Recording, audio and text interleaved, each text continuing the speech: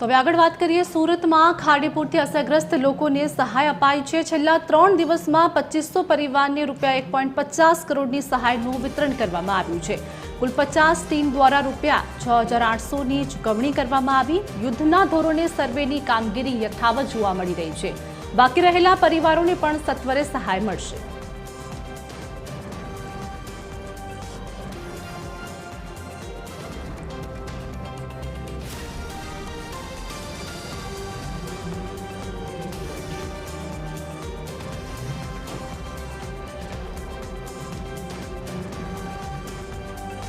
તો સુરતમાં ખાડીપુર વિસ્તારની સ્થિતિને લઈને લોકોને સહાય આપવામાં આવી છે। સુરતમાં ખાડીપુરથી અસરગ્રસ્ત લોકોને સહાય આપવામાં આવી। યુદ્ધના ધોરણે સર્વેની કામગીરી પણ યથાવત જોવા મળી છે।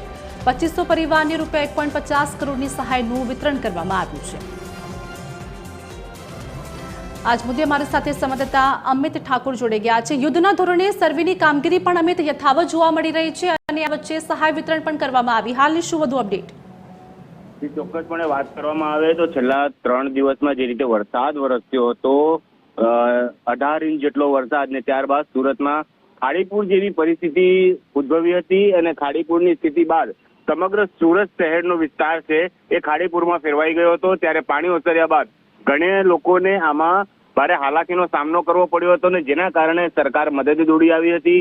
500 કરોડ રૂપિયાની જાહેરાત જે છે એ આવનારા સમયમાં જે રીતે મુખ્યમંત્રી ભૂપેન્દ્ર પટેલે જાહેરાત કરવાની વાત કરી હતી ને ત્યારે હાલના સમયમાં વાત કરવામાં આવે જે સર્વે કરવામાં આવ્યો છે 2500 જેટલા પરિવારો છે તેમને 6800 રૂપિયા અને કેટલાક લોકોને 1800 રૂપિયા એવી રીતે ટોટલ 1.5 કરોડથી વધુની સહાય ચૂકવી દેવામાં આવી છે અને હજુ જે લોકો અસરગ્રસ્ત છે તેમનું સર્વે ચાલુ છે અને આ સર્વેમાં જે લોકોના પણ નામ હશે તે તમામ પરિવારોને સહાય કરવાની હાલ સરકાર દ્વારા જાહેરાત કરવામાં આવી છે અને હાલ 15 કરોડ રૂપિયાની જે વાત કરવામાં આવી છે ડિઝાસ્ટર મેનેજમેન્ટ સાથે જે રીતે વાત થઈ હતી તેમને કીધેલું હતું કે સરકાર તરફથી 15 કરોડ રૂપિયાની માંગણી કરવામાં આવી છે અને આવનારા સમયમાં જે રીતે પૈસાઓ આવતા રહેશે તે રીતે તેમને સહાય પણ કરવામાં આવશે।